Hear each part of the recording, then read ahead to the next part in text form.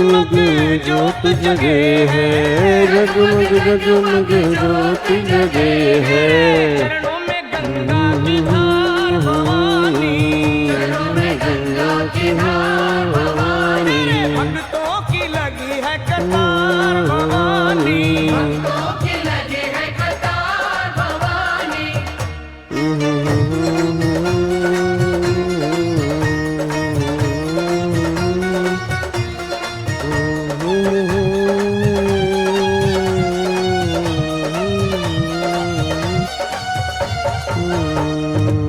लाल चुनरिया लाल लाल चूड़ा, लाल चुनरिया लाल लाल चूड़ा, ए लाल चुनरिया लाल लाल चूड़ा, लाल चुनरिया लाल लाल चूड़ा, गले लाल फूलों के सोए हार भवानी, लाल फूलों के सोहे हार भवानी। बड़ा प्यारा सजा है तेरा द्वार भवानी, प्यारा सजा है तेरा द्वार भवानी।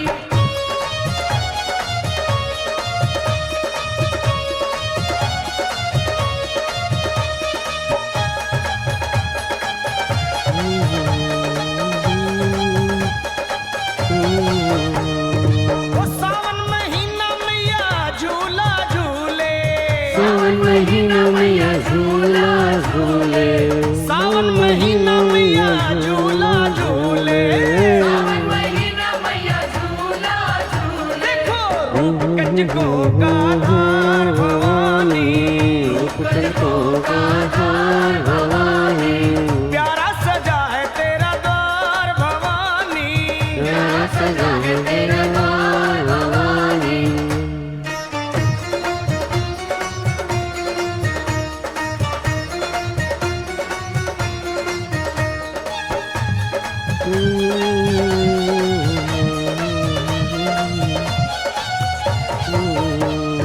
वो पल में भरती झोली खाली, मन में भर दी झोली खाली, पल में भरती झोली खाली, पल में भरती झोली खाली। तेरे खुले दया के भंडार भवानी, खुल गया के भंडार भवानी। तेरे भक्तों की लगी है कतार भवानी, भक्तों की लगी है कतार भवानी।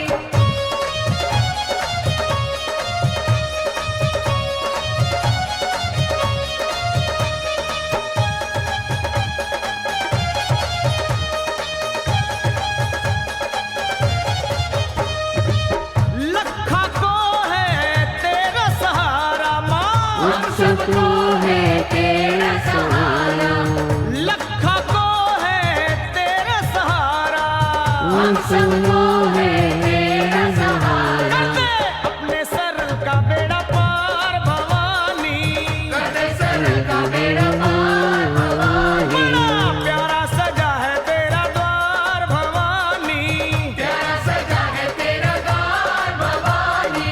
भक्तों की तेरे भक्तों की यहाँ भक्तों की लगी है कतार भवानी, भक्तों की लगी है कतार भवानी। तेरे भक्तों की लगी है कतार भवानी, भक्तों की लगी है कतार भवानी। बोलो प्यारा सजा है तेरा द्वार भवानी, प्यारा सजा है तेरा द्वार भवानी, प्यारा सजा है तेरा द्वार भवानी, प्यारा सजा है तेरा द्वार भवानी, प्यारा सजा है तेरा द्वार भवानी, प्यारा सजा है तेरा द्वार भवानी।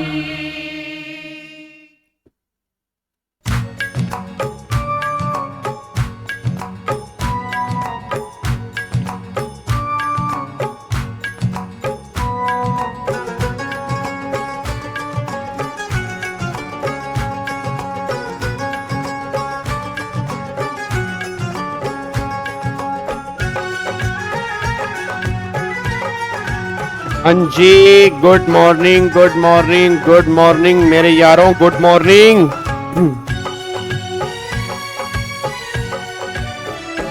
मेरी अखियों के सामने ही रहना ओ शेरों वाली जगदम्बे, मेरी अखियों के सामने ओ शेरों वाली जगदम्बे मेरी अखियों के सामने ही रहना, ओ शेरों वाली जगदम्बे।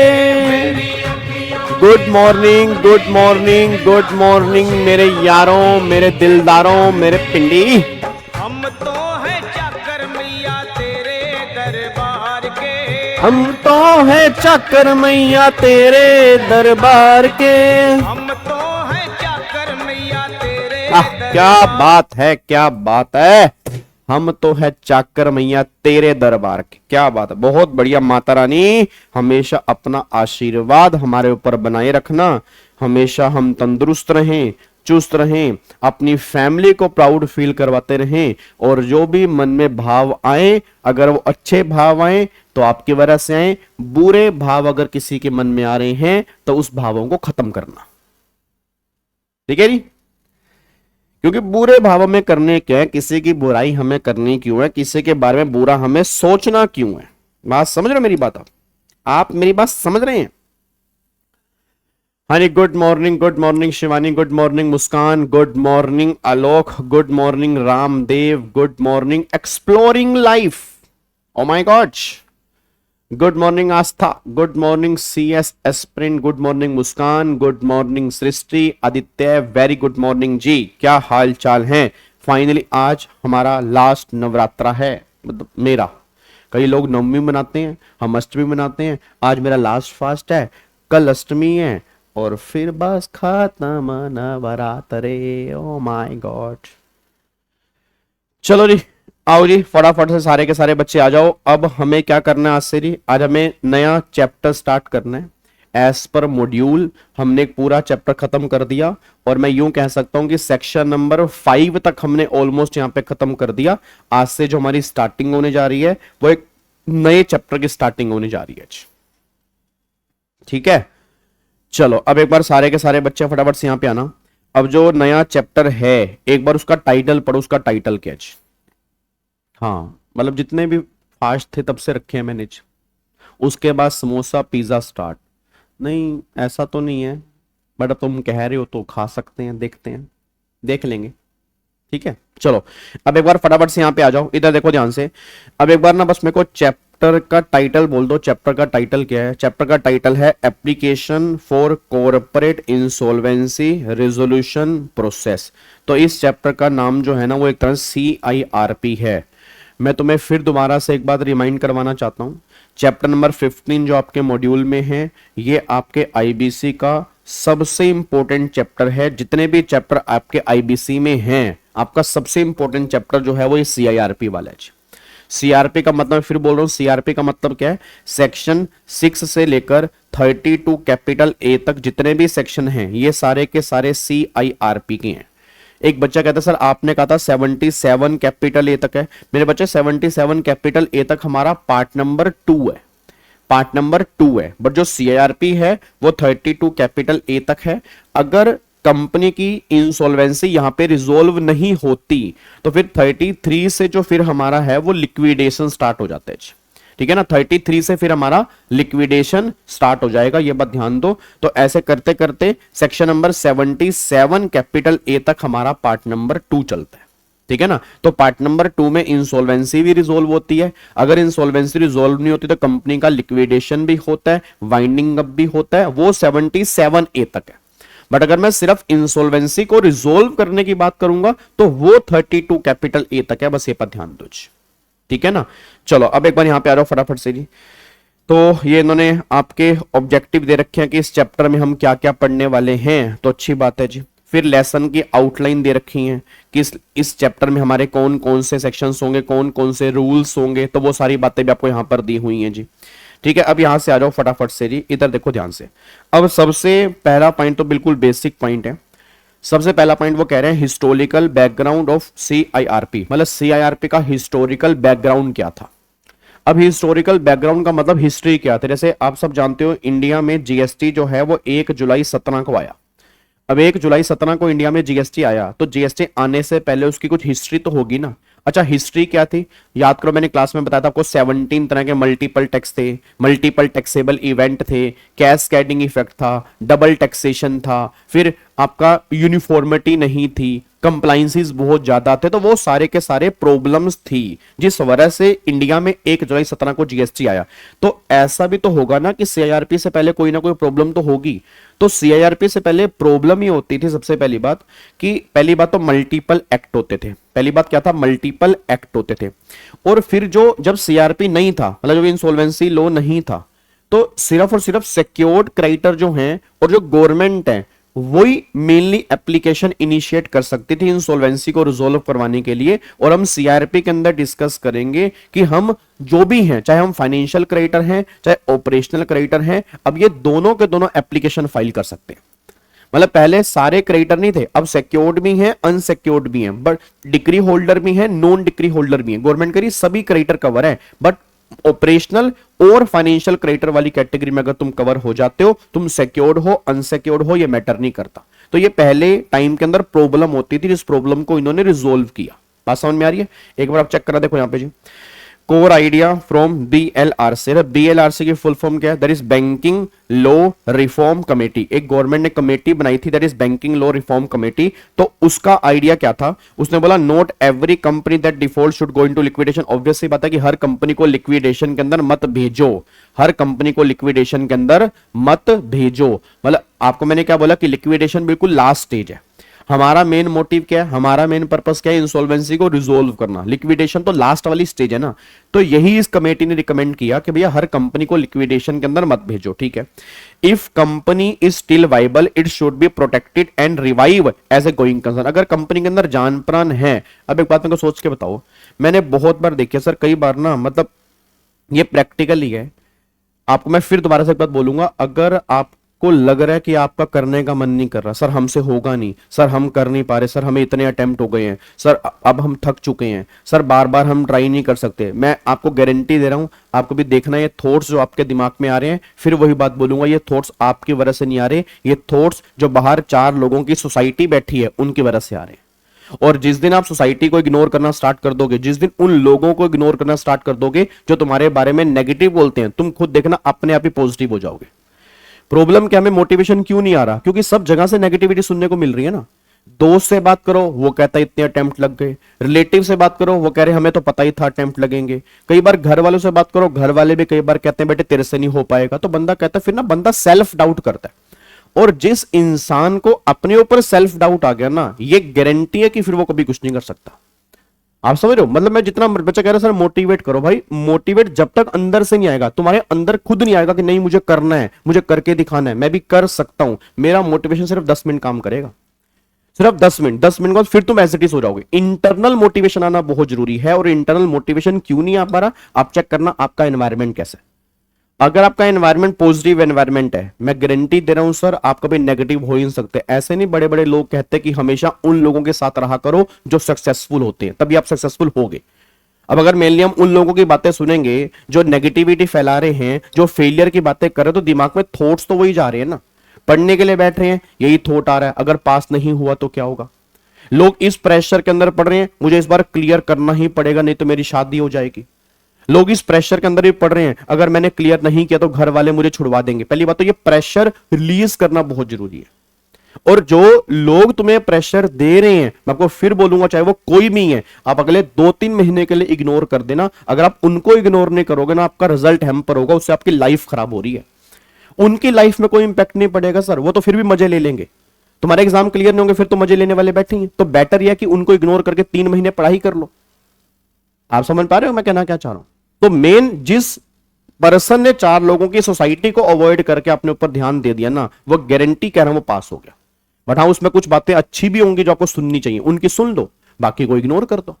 ये थोड़ा सबकी सुननी है, सबकी सुनने का मतलब नहीं होता। जो बातें अच्छी लग रही है, तुम्हें लग रहा है कि मेरे काम की है, उसकी सुनो, बाकी इग्नोर कर दो, आगे बढ़ो, बात खत्म जी। क्या बात समझ में आ रही है? ठीक है, चलो अब एक बार फटाफट से वापिस आओ। भावनाओं के अंदर बह गया था, ठीक है ना। तो क्वेश्चन ये निकल के आ रहा है, गवर्नमेंट ये बात कहना चाह रही है कि मतलब कंपनी के अंदर अगर जान है तो उसको लिक्विडेशन के अंदर मत लेके जाओ ना, उसको रिवाइव करने की कोशिश करो। रिवाइवल बहुत जरूरी है, लिक्विडेशन तो लास्ट स्टेज है। ठीक है, आगे देखो, because liquidation destroy the firm organisational capital. वही बात है जी। अब एक बात मेरे को बताओ, आपके अंदर जान है, ठीक है ना, आपके अंदर जान है, अब आपका करने का मन कर रहा है, तो करने का मन कर रहा है ना आपका, तो करो। अगर आपने छोड़ दिया तो फिर उससे क्या होगा, डिस्ट्रॉय होगा ना सब कुछ। आपने फिर 3 साल खराब कर दिए, कई लोगों ने 2 साल खराब कर दिए, कईयों के एक्सपेक्टेशन जीरो कर दी आपने अपने एक्सपेक्टेशन भी जीरो कर दी। अब अपने ऊपर पूरी जिंदगी गिल्ट करेंगे, कई बार पूरी जिंदगी हमारे अंदर ये रहेगा यार हमने क्यों नहीं किया था, सारी बातें डिस्ट्रॉय हो गई। ये कब हुआ, लिक्विडेशन, जब तुमने कहा कि अब मेरे से नहीं होगा, मैं करूंगा ही नहीं।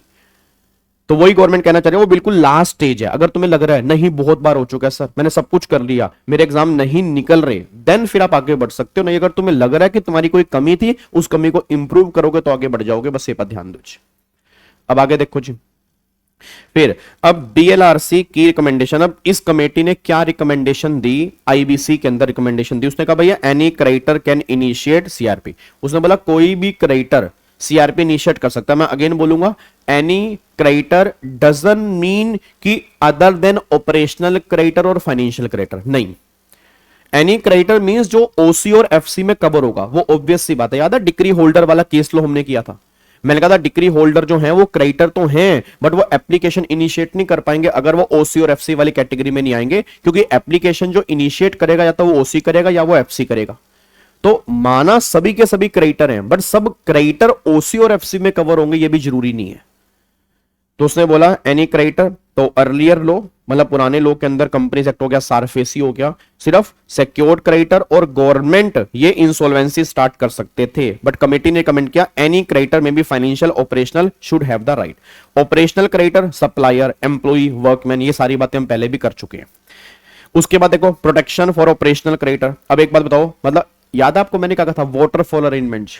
अब मुझे नहीं पता किन बच्चों को याद आ रहा, किन बच्चों को याद नहीं आ रहा। वो कह रहे ऑपरेशनल क्रेडिटर को प्रोटेक्शन देना बहुत जरूरी है। मतलब ये नहीं कि सारा का सारा पैसा तुम एफसी को दे दोगे, ठीक है ना। माना वो तुम्हारे बहुत मोटे क्रेडिटर हैं, माना उन्होंने तुम्हें फंडिंग दे रखी है, माना वो तुम्हारे बिजनेस में बहुत बड़ा इंपैक्ट डालते हैं, बट इट डजंट मीन सारा पैसा उनका। तुम्हें ओसी को भी प्रोटेक्शन देनी पड़ेगी, मतलब ओसी को भी तुम्हें श्योर करना पड़ेगा कि हम तुम्हें पैसे देंगे। और ये बात हमने वाटरफॉल अरेंजमेंट के अंदर भी डिस्कस की थी, बस ये पर ध्यान दो जी, ठीक है जी। अब अगले पॉइंट पर आओ जी। तो वही कह रहा है रेजोल्यूशन प्लान मस्ट प्रोटेक्ट ओसी इंक्लूडिंग वर्क ड्यूज। याद है वही वर्कमैन ड्यूज। अब वर्कमैन ड्यूज चेक करो, दूसरे नंबर पे आते हैं वो 24 महीने के वर्कमैन ड्यूज जो आते हैं सेक्शन 53 वाटरफॉल अरेंजमेंट। तो वही बात, ensure employee get paid quickly and can move on instead of waiting of year. फिर सीआरपी स्ट्रेटजी, मतलब सीआरपी एक लिमिटेड टाइम में खत्म होनी चाहिए। ये सारी की सारी कमेटी की रिकमेंडेशन है। अब ये क्वेश्चन तुम्हारे सीआर के एग्जाम के अंदर बन सकता है कि बताओ बीएलआरसी कमेटी की रिकमेंडेशन क्या थी इंसॉल्वेंसी को लेके। सर क्या ये भी क्वेश्चन बन सकता है? क्यों नहीं बन सकता जी। इसकी या तो वो केस स्टडी फ्रेम कर देंगे या वो डायरेक्ट क्वेश्चन पूछ लेंगे। और ये बन चुका है, जिस बच्चे ने भी स्कैनर अगर किया होगा सीआर में आईबीसी का, आपने चेक किया होगा, एक क्वेश्चन आपके एग्जाम के अंदर बन चुका है कि बीएलआरसी की रिकमेंडेशन बताओ आईबीसी को लेके, तो वहां ये रिकमेंडेशन लिख के आनी है। उसके बाद एक रोल ऑफ इंसॉल्वेंसी प्रोफेशनल। अब वो कह रहे जो इंसॉल्वेंसी प्रोफेशनल उसका रोल होना चाहिए। सर इंसॉल्वेंसी प्रोफेशनल कौन बन सकता है? एक सीएस भी इंसॉल्वेंसी प्रोफेशनल बन सकता है। सर क्या मैं सीएस बनते ही इंसॉल्वेंसी प्रोफेशनल बन जाऊंगा? नहीं, कम से कम 10 साल का तुम्हें एक्सपीरियंस होना चाहिए। तो ऐसा नहीं है कि तुम सीएस बनते आईबीसी में काम करने लग जाओगे, कंसल्टेंसी आप दे सकते हो। बट अगर आप चाहो कि मैं इंसॉल्वेंसी प्रोफेशनल बन जाऊं या रिजोल्यूशन प्रोफेशनल बन जाऊं, वो इतना ईजी नहीं है। वो कम से कम तुम्हें 10 साल की प्रैक्टिस चाहिए। तो IP is appointed to run the process. Power क्या होती है? वही कंपनी के सेट, फिर इन्वेस्टिगेट करना हो गया, इनिशिएट क्रिमिनल चार्जेस इन फ्रॉड केस में हो गया जी। फिर काम पीरियड, मोरिटोरियम। तो बीएलआरसी ने रिकमेंड किया कि मोरिटोरियम लगाना, मतलब जब तुमने एप्लीकेशन इनिशिएट कर दी है तो एक बार उसको स्टे कर देना सबको। ऐसा ना हो कि लोग उसको एप्लीकेशन डाल रहे हैं। आपने कभी देखा है जब रास्ते में लड़ाई हो जाती है? हमारे इंडिया में नॉर्मली क्या होता है, हम इंडिया में बड़े मतलब ना जब लड़ाई चल रही होती है ना, उसको देख के हमारे हाथ में भी खुरक होती है, खुरक। आपने कभी देखा है एक्चुअल में क्या होता है? जब लड़ाई हो रही होती है तो कई लोग ना, आप देखना जब लड़ाई होती है ना, कई लोग पता क्या कर रहे हैं, ऐसे पीछे खड़े होके उनके हाथ में ना खुरक हो रही होती है, ऐसे खुरक, उनका भी मारने का मन कर, फिर वो दूर से अच्छा मार के ना फिर वो एकदम पीछे हो जाते हैं। ऐसे एकदम मारा फिर वो एकदम पीछे हो गए, फिर ऐसे एकदम मारा फिर उनको पता है अगर किसी की पकड़ में उनका हाथ आ गया तो रैप्टे उनके भी लगेंगे। अब उनका वो तो उसको लग रहा है कि भाई मैं मारूंगा मैं, अब वो कैसे फिर दूर से मारता है और फिर ऐसा छलांग मार के फिर एकदम पीछे, ताकि उसका ऐसा होता है सर, है मजाक है, हद होगी यार। ऐसा होते को भी देखना जब लड़ाई हो रही होती है, आप देखना कभी ऐसे ही होता है भाई, ऐसा ऐसे ही हो रहा होता है, दूर से एकदम जंप मार मार के मारता है, फिर पीछे होता है, उसको पता कि मेरा हाथ अगर पकड़ में आ गया तो मेरे 3-4 रैप्टे लग गए, मेरा काम भी खत्म हो जाएगा। तो फिर वो कोशिश करता है कि मैं रैप्टे भी मार दूं और किसी की पकड़ में, फिर दूर से छलांग मार मार के कूद कूद के वो रैप्टे मारता है। फिर इस तरह से काम चलता है, जो मैंने ऑब्जर्व किया है। ऐसा होता नहीं होता, होते ना। अब वो यहां पे बात कहना चाह रहे हैं, इस पॉइंट के अंदर एक बात मेरे को बताओ। अब यहां पे वो कह रहे हैं जी काम पीरियड। अब काम पीरियड के अंदर उसने बोला कि during CRP all proceeding and recovery action by creator, मतलब क्या है? अब पुलिस ने, हाँ मेरे बर्थडे पे हुआ था, मेरे बर्थडे पे कब हुआ था पता नहीं। अच्छा हाँ, ऊपर वो डीजे वाले के साथ लड़ाई हो गई थी, मतलब उस टाइम तो हम नीचे थे, मुझे पता नहीं था ऊपर क्या हुआ था, डीजे वाले के साथ लड़ाई हो गई थी कुछ बच्चों की। हाँ तो अब क्या हुआ एक बात बताओ। अब मान लो पुलिस ने एक बंदे को पकड़ लिया, अब गवर्नमेंट कह रही जब तक पुलिस की गिरफ्त में है ना तो कोई बंदा उसको मारेगा नहीं। अब पुलिस ने अपनी टेक केयर में ले लिया, पुलिस चेक करेगी इसके साथ क्या करना है, और जब तक, मैं दोबारा बोलूंगा, जब तक ये पुलिस की उसमें है तब तक गवर्नमेंट कह रही कुछ नहीं आप कर सकते, बस ये पर ध्यान दो जी। वहां पे मोरिटोरियम लग गया, काम पीरियड लग गया, गवर्नमेंट ये बात कहना चाह रही है। तो देखो यहां पे जी, फिर आगे टाइम बाउंड, भाई सीओसी जो है वो डिसीजन जो है वो टाइम बाउंड मैनर पे लेगी। टाइम बाउंड मैनर मतलब 180 दिन के अंदर खत्म करना है और 330 दिन के अंदर में इंसॉल्वेंसी खत्म करनी है। फिर आगे देखो इंट्रोडक्शन। अब ये इंट्रोडक्शन मैं नहीं करा रहा क्योंकि प्रियम्बल हम पहले भी कर चुके हैं, याद है? ये तो पहली दूसरी क्लास के अंदर हमने किया था, जो हमारा कोड है उसका प्रियम्बल क्या है, तो वो दोबारा से फिर इंस्टीट्यूट ने वो पैराग्राफ डाल दिया प्रियम्बल का, तो मैं दोबारा से नहीं कर रहा क्योंकि ये पहले हम प्रियम्बल पढ़ चुके हैं। याद है ना? मैक्सिमाइज है, maximisation of value of asset हो गया, फिर इंक्रीज क्रेडिबिलिटी हो गया, टाइम बाउंड मैनर हो गया, ठीक है, ये सारी की सारी बातें, इंक्रीज या इनकरेज एंटरप्रेन्योरशिप हो गया, ये सारी बातें यहां पे दी हुई हैं, ये हम पहले भी कर चुके हैं। ठीक है, अगले पॉइंट पर आओ। आईबीसी कोड 5 पार्ट्स में डिवाइड है, याद है ना? 5 पार्ट्स में डिवाइड आईबीसी कोड, 255 सेक्शन है, 5 पार्ट्स में डिवाइड है। Part number 1, part number 2, part number 2 में 7 चैप्टर हैं, हर चैप्टर में अलग अलग सेक्शन हैं। देखो वही बात आ रही है, देखो पहला चैप्टर 1 प्रिलिमिनरी सेक्शन 4 से 5 हो चुका है। चैप्टर 2 अब हम स्टार्ट करने जा रहे हैं सीआरपी का 6 to 32A। फिर चैप्टर 3 लिक्विडेशन 33 से लेके 54। फिर चैप्टर 3A पीपीआईआरपी का, ये 54A से 54P है। चैप्टर 4 फास्टैग सीआरपी का 55 से 58 है। चैप्टर 5 वॉलंटरी लिक्विडेशन का 59 है। फिर adjudicating authority NCLT, NCLAT, supreme court section 60 से 67A है। और फिर लास्ट में ऑफेंस एंड पेनल्टी है 68 से 77A। तो टोटल मिला के 7 चैप्टर है, 255 सेक्शन है, 5 पार्ट है। पार्ट नंबर 2 हम स्टार्ट कर चुके हैं, पार्ट नंबर 2 में 7 चैप्टर हैं जो आपके सामने है। बात क्लियर है? उसके बाद एक और वही बात, पहले सीआरपी हो गया, फिर लिक्विडेशन हो गया, फिर वॉलंटरी लिक्विडेशन हो गया, वही बातें जो हमने वहां टेबल के अंदर पढ़ी है, इन्होंने यहाँ पे डायग्राम फॉर्म में बता दी, कुछ खास बात नहीं है। ठीक है, उसके बाद ये देखो यहाँ पे अब सेक्शन नंबर 4, ये हम पहले कर चुके हैं, ये अब मुझे बता रहे हैं, ये अब बताने जा रहे हैं कि भैया 1 करोड़ से ऊपर का डिफॉल्ट होगा, मतलब कम से कम 1 करोड़ रुपए का डिफॉल्ट होना चाहिए सीआरपी के लिए। क्या ये बातें हम पहले पढ़ चुके हैं? पहले पढ़ चुके हैं। तो ये सेक्शन नंबर 4 हमने पहले भी डिस्कस किया और आपको मैंने बताया भी था कि अब सेक्शन 4 में 1 करोड़ रुपए की मिनिमम लिमिट जो है वो यहां पे हो चुकी है, और वही बात यहां पे लिखी है कि लिमिट जो है वो 1 करोड़ रुपए की है, ये हम पहले डिस्कस कर चुके हैं। चलो अगले पॉइंट पर आओ। अब यहां पे आ जाओ जी। अब यहां पे फिर वो कह रहे हैं सीआरपी से रिलेटेड कौन कौन से रूल्स आपको साथ में पढ़ने पड़ेंगे। रूल्स कौन कौन से पढ़ने पड़ेंगे? तो पहला है इंसॉल्वेंसी एंड बैंकरप्सी रूल 2016। एक तो ये रूल है, ये रूल है एप्लीकेशन डालने का, कि ना मुझे एप्लीकेशन डालनी है तो किस फॉर्म में डालनी है, फीस कितनी होगी, ये सारी की सारी बातें इन रूल्स के अंदर लिखी हैं। फिर अगला है insolvency and bankruptcy board of India, IBBI। ठीक है, IBBI ने कॉर्पोरेट पर्सन की इंसॉल्वेंसी को रिजोल्व करने के लिए कुछ रूल्स बनाए हुए हैं, वो रूल्स भी इसके साथ में डिस्कस करने हैं। तो वो कह रहे हैं insolvency and bankruptcy board of India insolvency resolution process for corporate person regulation 2016, sorry regulation 2016। तो ऊपर हमारे रूल्स कवर हो गए, यहां पे हमारी रेगुलेशन 2016 कवर हो गए।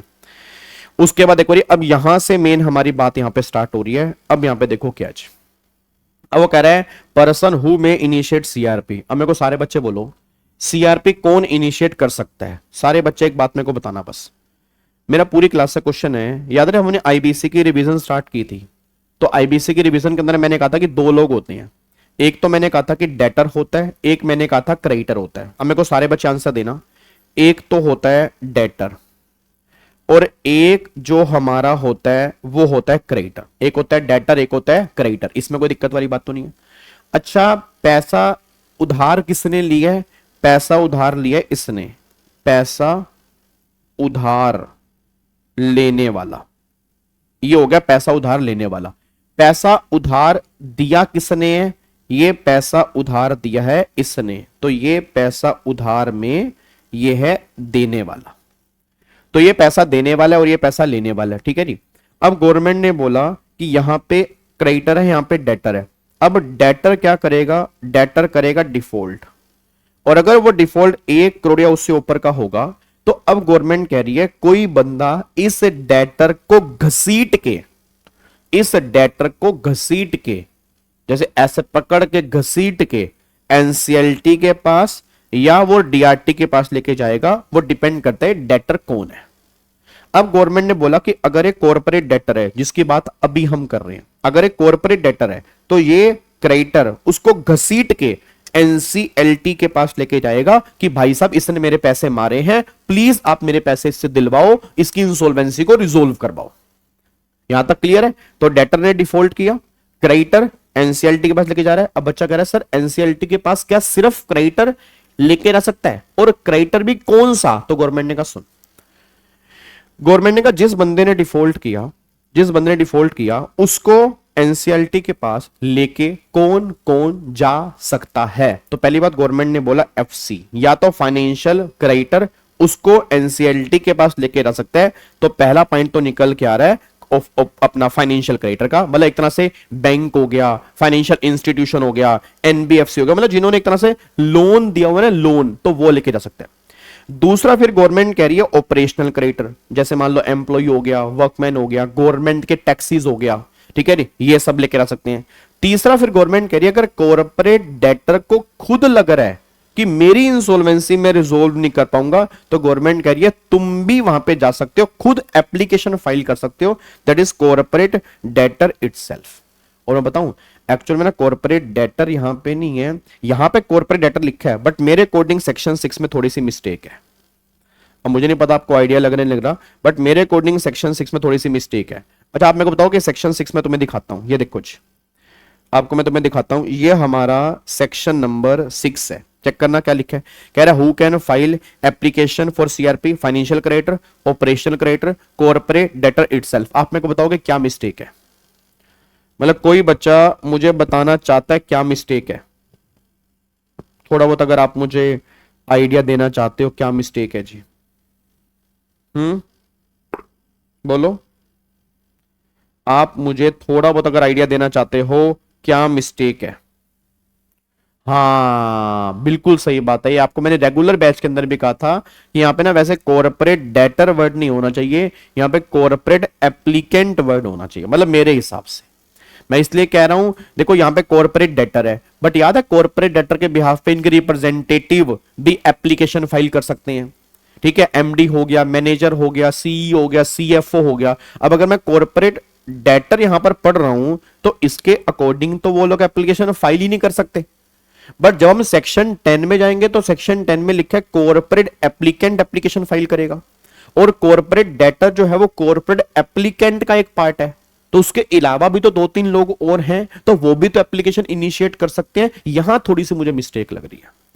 अब एक बच्चा कह रहा है सर अगर मान लो एग्जाम में हमें लिखना हो तो हम क्या लिखेंगे, गलत वाला लिखेंगे सही वाला लिखेंगे? आप वही लिखोगे जो यहां पर सेक्शन 6 में लिखा होगा। सिंपल सी बात है, भला है बुरा है जैसा भी है, मेरा पति मेरा देवता है, इसने यहाँ पे कॉर्पोरेट डेटर लिखा है, हम भी यहाँ पे कॉर्पोरेट डेटर लिखेंगे, बस ये पर ध्यान दो, ठीक है ना। चलो अब अगले पॉइंट पर आओ, देखो जी। अब सेक्शन 5(1) कह रहा है एडजुडिकेटिंग अथॉरिटी, मतलब कहां पे तुम एप्लीकेशन इनिशिएट करोगे, तो ऑब्वियस सी बात है एनसीएलटी के पास, तो जो एनसीएलटी है वहां पर एप्लीकेशन तुम इनिशिएट करोगे। अच्छा वैसे आप मेरे को बताओगे एनसीएलटी किसकी अथॉरिटी है? एक्चुअल में जो एनसीएलटी है वो किसकी अथॉरिटी है? एक्चुअल में एनसीएलटी जो है वो कंपनीज एक्ट की अथॉरिटी है, बट अभी ये आईबीसी वाले केस भी हैंडल कर रही है, बस ये पर ध्यान दो। तो आईबीसी के कोई अलग से माई बाप नहीं है, आईबीसी के कोई अलग से मम्मी पापा नहीं है, आईबीसी के मम्मी पापा जो हैं, जो कंपनी लॉ की सुनवाई करते हैं, वही आईबीसी की सुनवाई करते हैं। हो सकता है आने वाले टाइम में इसकी अलग से अथॉरिटी बना दें, बट अभी के लिए इसकी अथॉरिटी जो है वो एनसीएलटी है। ठीक है ना।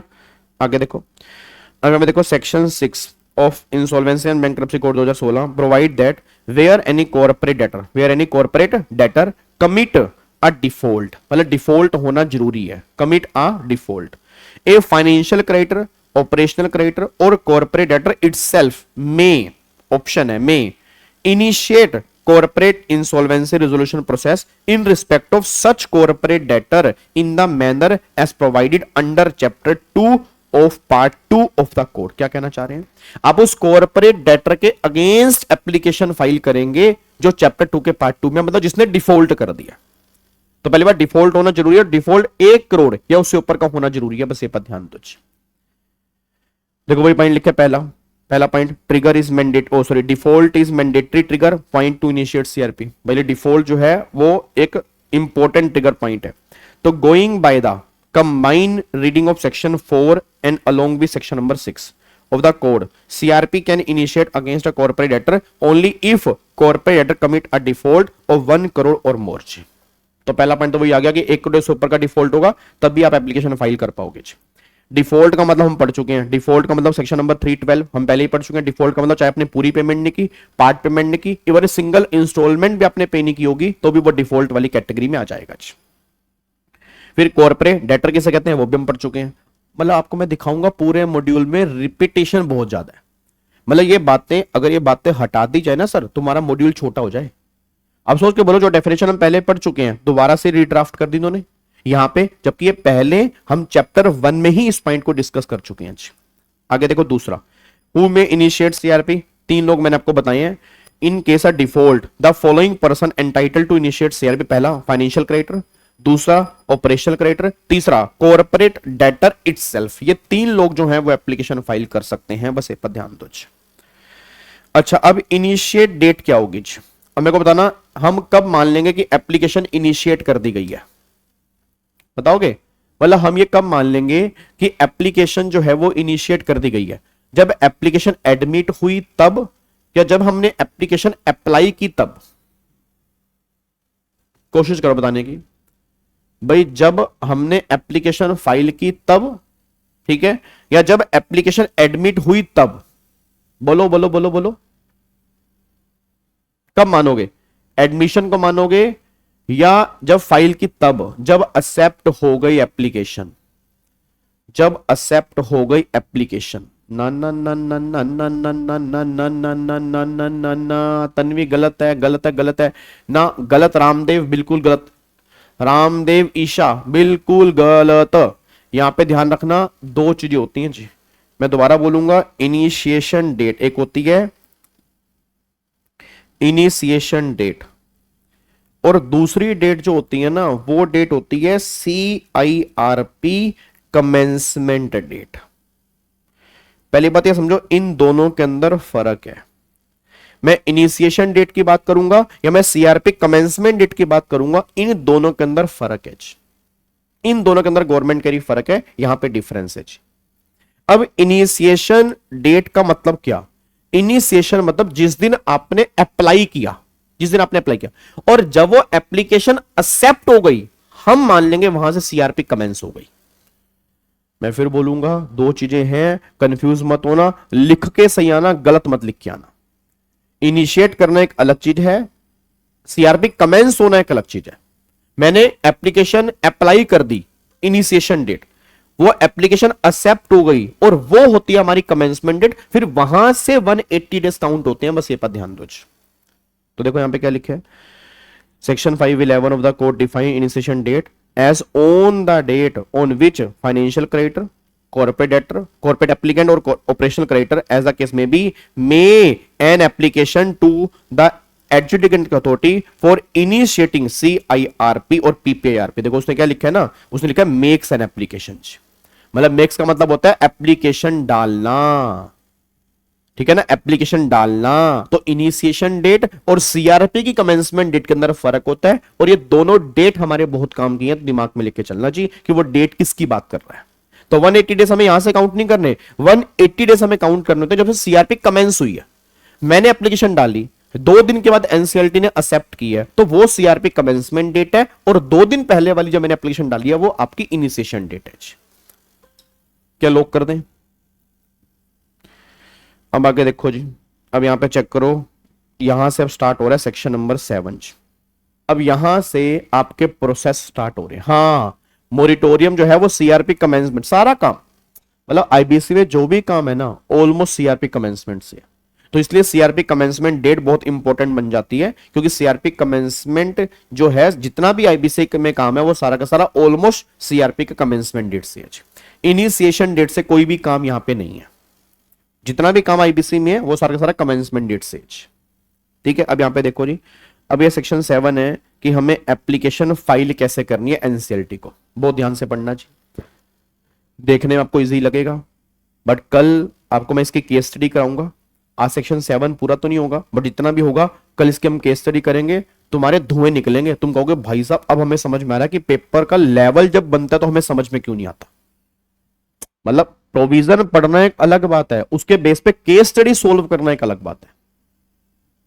तो केस स्टडी जब हम कल डिस्कस करेंगे तुम्हें अच्छा आइडिया लगेगा। एक बार चेक करते हैं, देखो जी, कह रहा है section 7 of the code lay down the procedure, इसमें लिखा है procedure for the initiation of CRP, ठीक है, बाय अ फाइनेंशियल क्रेडिटर और 2 और मोर फाइनेंशियल क्रेडिटर जॉइंटली।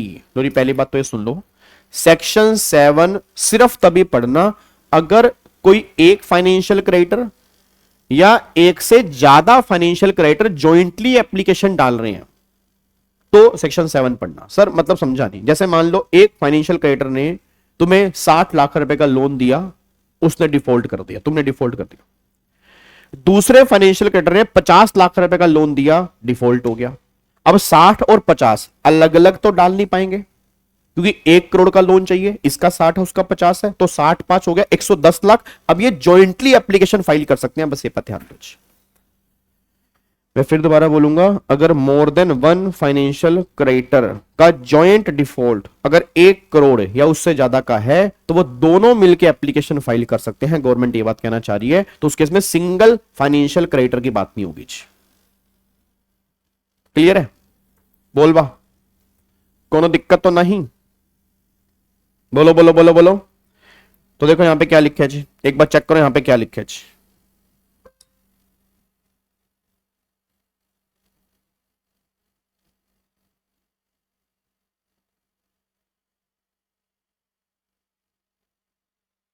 हाँ जी,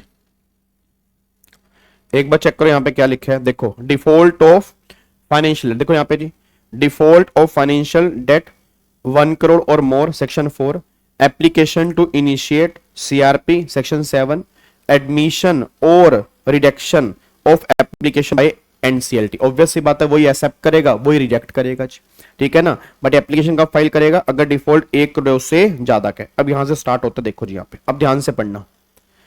अब वो कह रहा है application to initiate CRP, section 7(1) of the code state that who can file application to initiate CRP. तो पहला, financial creditor either by itself or jointly with other financial creditor. एक तो वही बात होगी, मतलब या तो वो इटसेल्फ करेगा या jointly with other financial creditor application file करेगा एनसीएलटी को, ठीक है।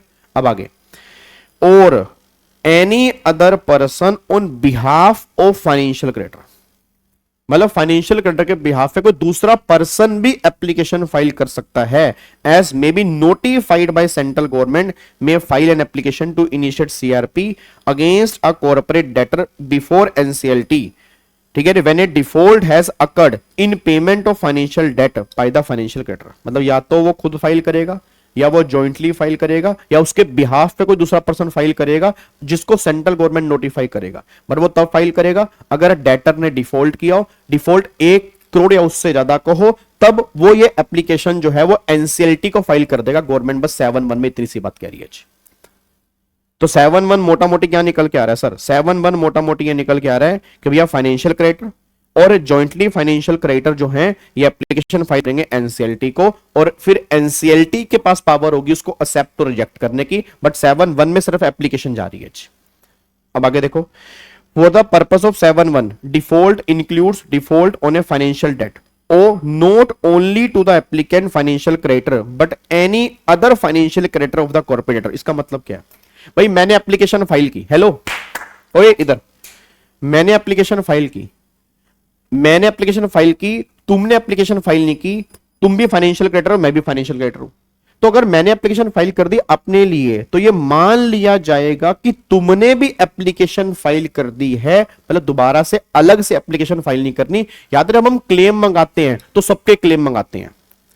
पहले मुझे ये बताओ किस किस को याद है कि जब हम क्लेम मंगाते हैं तो सबके क्लेम मंगाते हैं, बताना एक बार, ये बताओ, जब हम क्लेम मंगाते हैं सबके क्लेम मंगाते हैं, बताओ।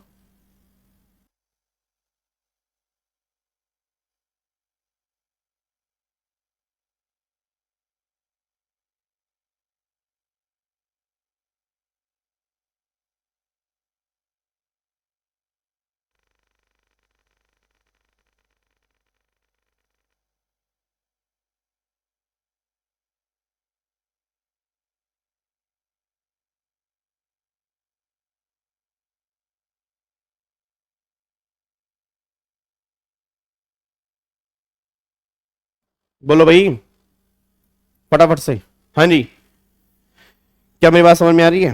तो सिंपल सी बात ये निकल के आ रही है, गवर्नमेंट ये बात कहना चाह रही है, गवर्नमेंट ये बात कहना चाह रही है कि डिफॉल्ट, तो बेटे तुम रिप्लाई करो करो ना भाई। गवर्नमेंट ये बात कहना चाह रही है कि डिफॉल्ट जो है वो डिफॉल्ट के अंदर गवर्नमेंट ये बात कहना चाह रही है कि डिफॉल्ट अगर मान लो मैंने एप्लीकेशन डाल दी तो वो डीम्ड दूसरे ने भी डाल दी। याद करो हम क्लेम मंगाते हैं तो क्लेम के लिए कोई एप्लीकेशन थोड़ा डलवा रहे हैं, एप्लीकेशन एक एफसी ने डाल दी तो ऑब्वियस सी बात है, एप्लीकेशन अगर एक एफसी ने डाल दी तो ऑब्वियस सी बात है कि वो दूसरे ने भी एप्लीकेशन डाल दी।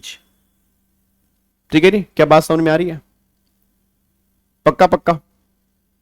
क्या हुआ सर?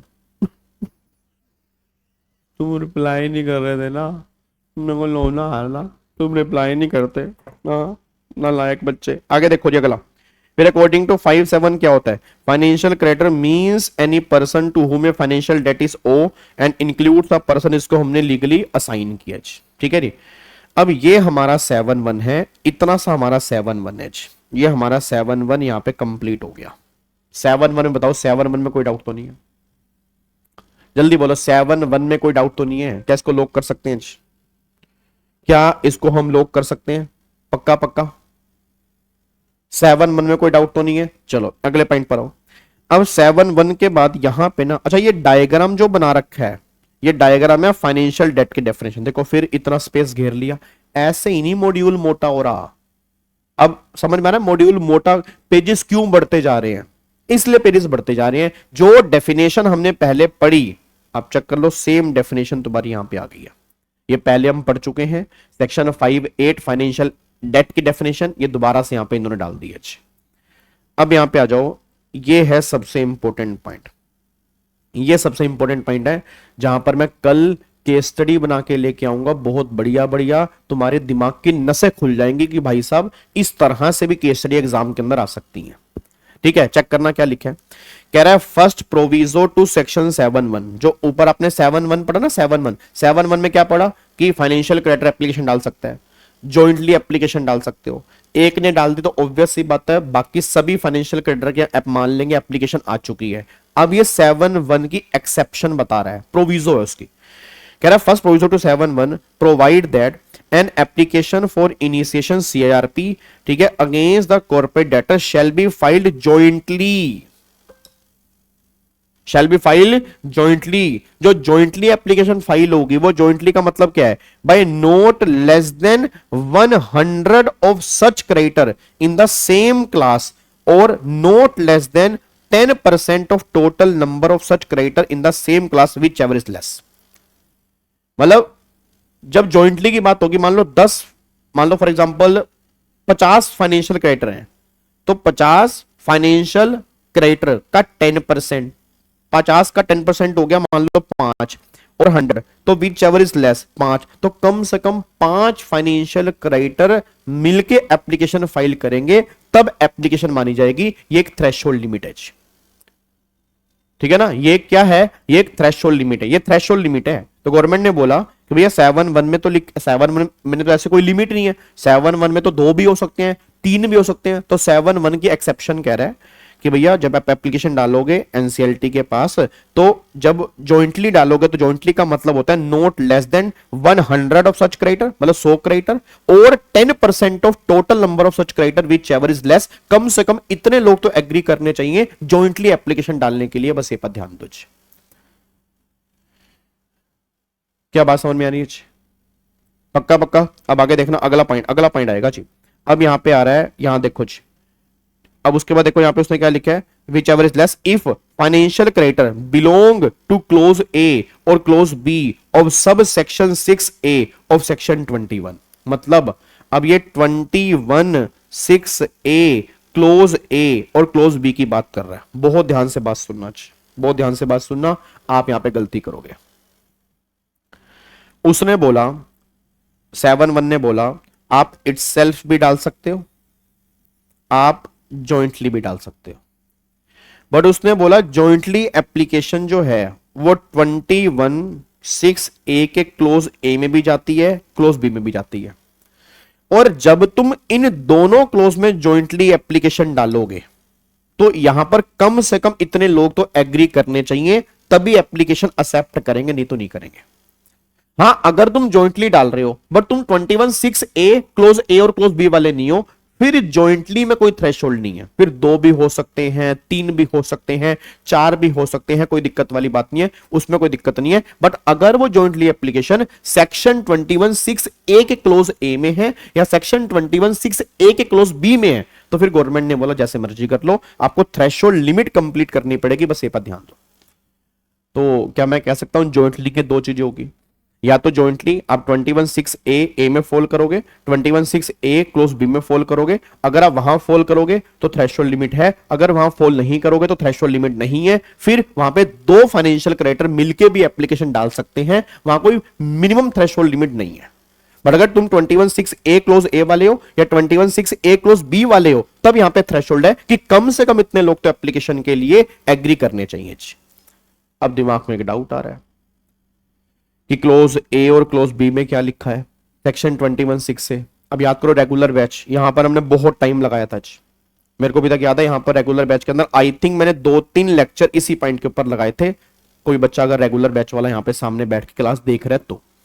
अब यहां पे चेक करो क्या है, 21 6A, ठीक है, provide the following creditor in clause A and clause B as follows. अब पहले देखो क्लोज ए में क्या है। क्लोज ए है where a financial debt is in form of security or deposit and the term of financial debt provide for appointment of a trustee or agent to act as authorise representative for all the financial creditors. इसका मतलब क्या है? इसका मतलब government ये बात कहना चाह रही है कि अगर तुम्हारा फाइनेंशियल डेट सिक्योरिटी की फॉर्म में है, जैसे पता किसकी बात कर रहा है, मोटा मोटी डिवेंचर होल्डर, डिवेंचर होल्डर हो गया, डिपॉजिट होल्डर हो गया, ठीक है, बॉन्ड होल्डर हो गया, उसकी बात कर रहा है। अब एक बात बताओ यार, एक कंपनी के 1 लाख डिवेंचर होल्डर हैं।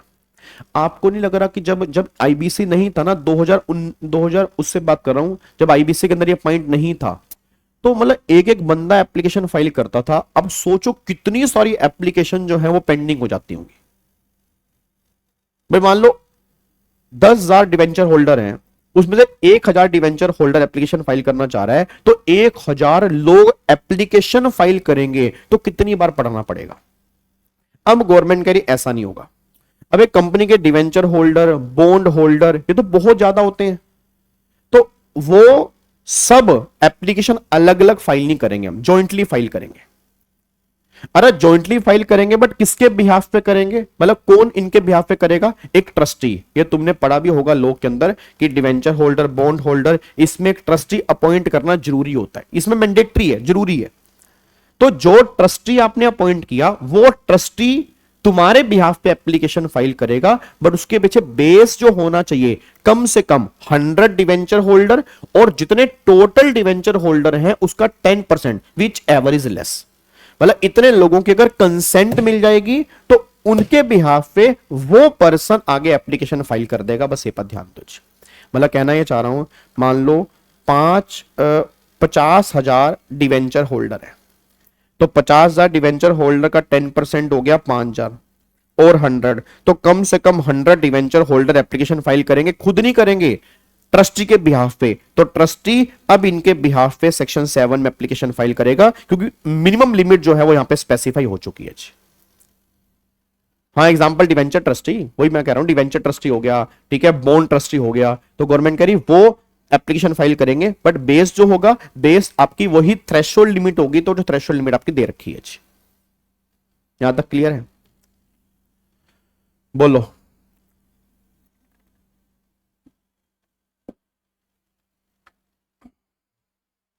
लॉक कर दूं उसको? पक्का पक्का। अब अगले पॉइंट पर आओ जी, अब अगले पॉइंट पर आओ। कह रहा है where a financial debt is owed to a class of creditor. आपने क्लास ऑफ क्रेडिटर को फाइनेंशियल डेट दिया, क्लास ऑफ क्रेडिटर, ठीक है, exceeding the number as may be specified that is 10। अब ये क्लास ऑफ क्रेडिटर वो होते हैं जब एक जैसे क्रेडिटर 10 या उससे ज्यादा होते हैं, उसको हम क्लास ऑफ क्रेडिटर बोलते हैं, ठीक है। But do not fall in clause A, मतलब वो डिवेंचर होल्डर, बॉन्ड होल्डर, ठीक है, डिपॉजिट होल्डर वो नहीं हो सकते, उसके अलावा कोई क्रेडिटर्स होंगे जो आपकी क्लास ऑफ क्रेडिटर, मतलब एक तरह के क्रेडिटर होंगे। फिर उसके बाद सेक्शन 21(6) में जो कवर है वो भी नहीं हो सकते। अब सेक्शन 21(6) के अंदर पता है क्या कवर है? सेक्शन 21(6) के अंदर कवर है जो आपकी कंसोर्टियम बोरोइंग होती है। कंसोर्टियम बोरोइंग का मतलब होता है जब 2 या 3 लोग मिलके लोन देते हैं। 2 या 3 लोग अगर मिलके लोन दे रहे हैं तो गवर्नमेंट ने कहा वो 21(6) में कवर है। तो अगर वो 21(6) में कवर है तो यहां पर उसकी बात नहीं हो रही, ये बात ध्यान दो, यहां पर उसकी बात नहीं हो रही, यहां पर उसकी बात नहीं हो रही। तो यहां पर गवर्नमेंट करी, यहां पर इसको हम क्लोज करेंगे और क्लोज ए को भी हम यहां पे क्लोज करेंगे।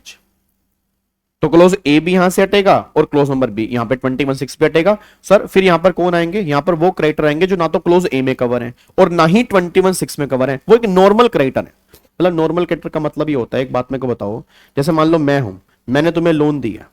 अब अगर मान लो मैं तुम्हें लोन दे रहा हूं तो मैं डिवेंचर होल्डर नहीं हूं, मैं बॉन्ड होल्डर नहीं हूं, मैंने एक नॉर्मल तुम्हें फाइनेंस दे रखा है और 10-15 लोगों ने और तुम्हें लोन दे रखा है, सेम कैटेगरी के हम क्लास ऑफ क्रेडिटर हैं, तो हम मिलके एप्लीकेशन फाइल कर सकते हैं क्योंकि हम क्लोज ए में कवर नहीं है और सेक्शन 21(6) में कवर नहीं है।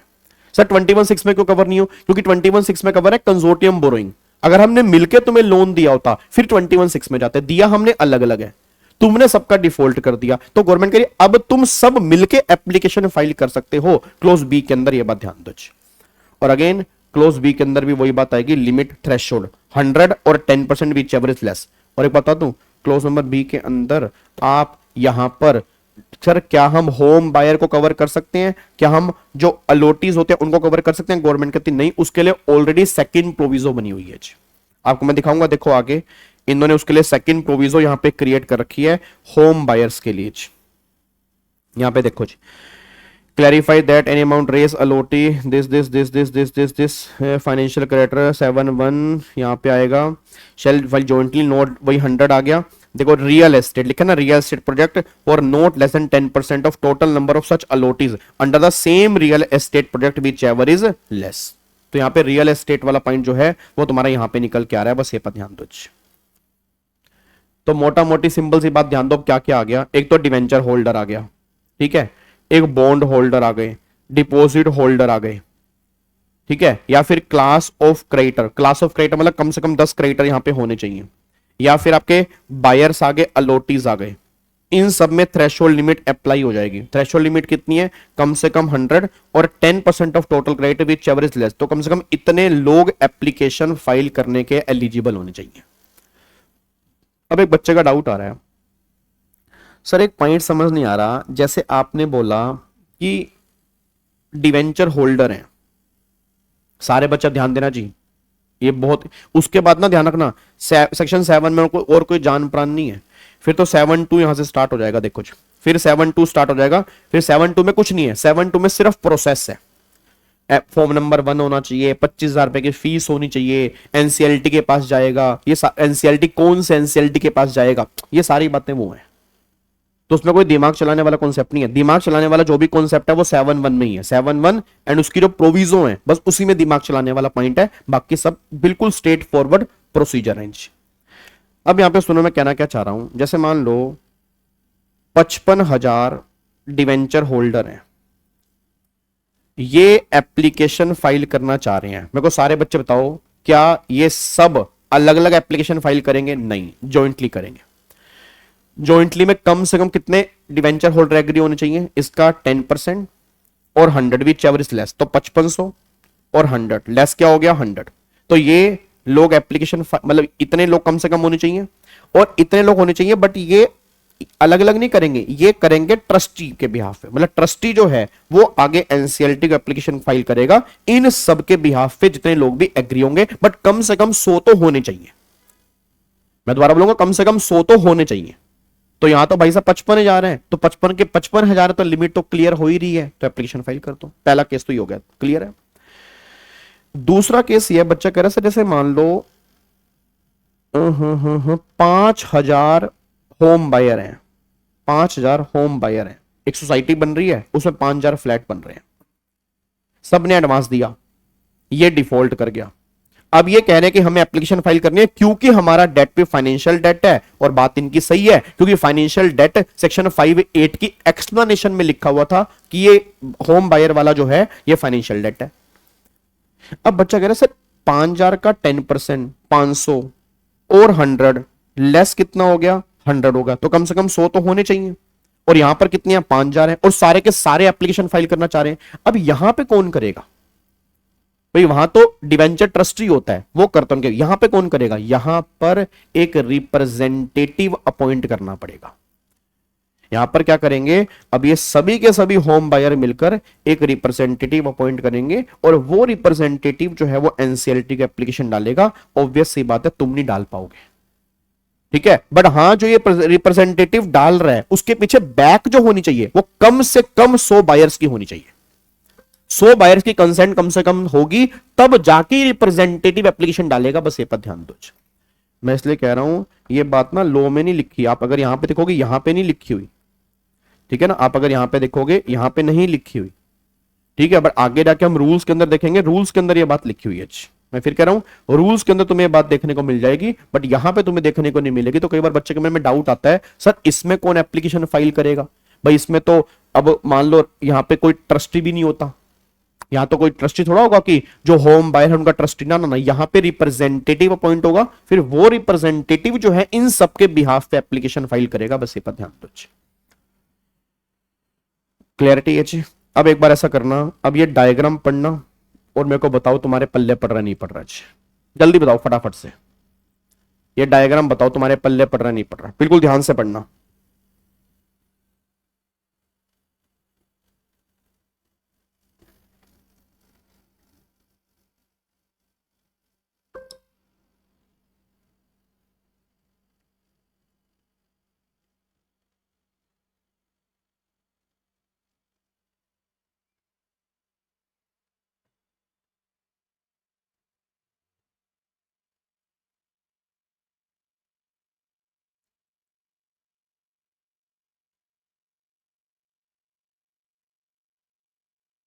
हाँ जी,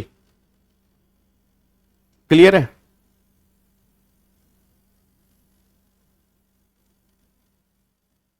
क्लियर है, कोई दिक्कत तो नहीं है जी?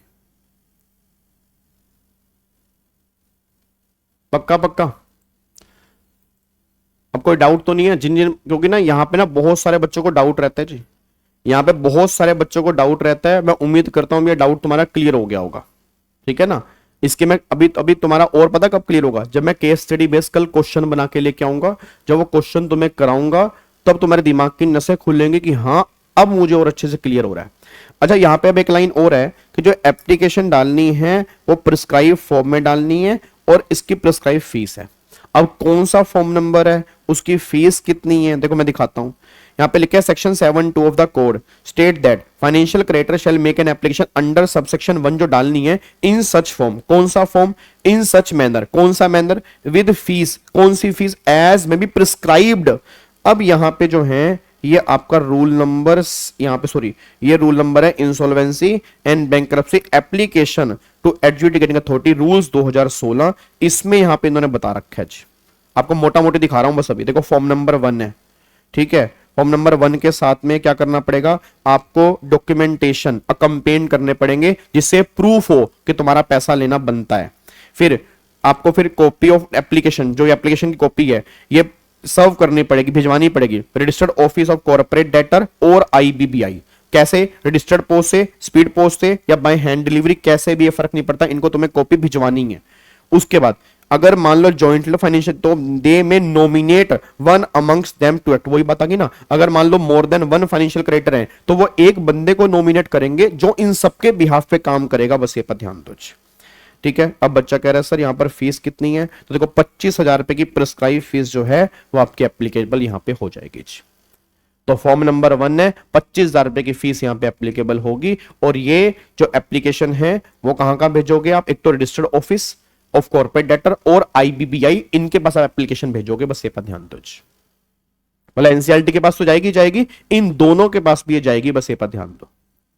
अब यहां से फिर आपका 7.3 कौन कौन से डॉक्यूमेंट फर्निश करने हैं। अब मैं तुम्हें एक होमवर्क दे रहा हूं जी, टाइम लिमिट, ठीक है जी, यहां पे टाइम लिमिट, उसके बाद फिर यहां पे एडमिशन और रिडक्शन, फिर वही यहां पे टाइम लिमिट, फिर दोबारा से आ गई जी। अब यह फॉर्म नंबर 1 कहां पे चल सकता है, ये सारी बातें उसकी हैं। और फिर यहां से एक प्रैक्टिकल क्वेश्चन दे रखा है, इसको भी हम कल वाली क्लास में खत्म कर देंगे ताकि तुम्हें आइडिया लगे कि मॉड्यूल के सारी चीजें हमारी हो रही हैं।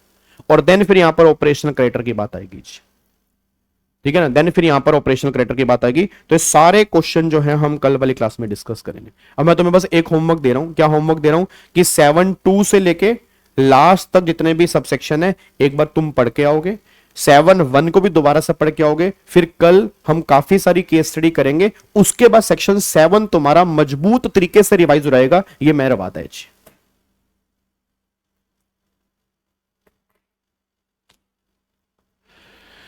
बताओ जी, जल्दी बोलो फटाफट से जी। डन है ना? एक बार रिवाइज करके आओगे? पक्का पक्का, कोई दिक्कत तो नहीं है?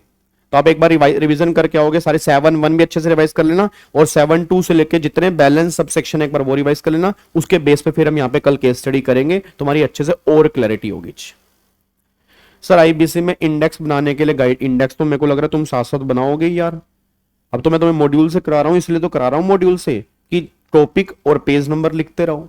जैसे आपने सेक्शन 7 किया तो उसका पेज नंबर सामने लिख दिया, ठीक है। तो मतलब ये आपको थोड़ा सा ये काम तो खुद करना पड़ेगा, ये काम मैं नहीं कर पाऊंगा इंडेक्स वाला, क्योंकि आपको पेज में आपका बना हुआ इंडेक्स आपके काम आएगा ना। तो टॉपिक नंबर और मॉड्यूल का ही पेज नंबर, क्योंकि पेपर में तो मॉड्यूल लेके जाना ही जाना है, तो हो सके बेटर है कि मॉड्यूल का ही पेज नंबर वहां पे लिख दो कि इस मॉड्यूल के पेज नंबर पे ये चीज है। क्लियर है? हाँ बिल्कुल यश, बिल्कुल रिकवरी होगी। हाँ कल सेम टाइम है, कल बिल्कुल सेम टाइम है, वही कल हम सुबह 9 बजे मिलेंगे। कल हम सुबह 9 बजे मिलेंगे, ठीक है। ओके री, बाय बाय, टाटा, थैंक यू सो मच, जय हिंद, god bless you, love you all, bye bye.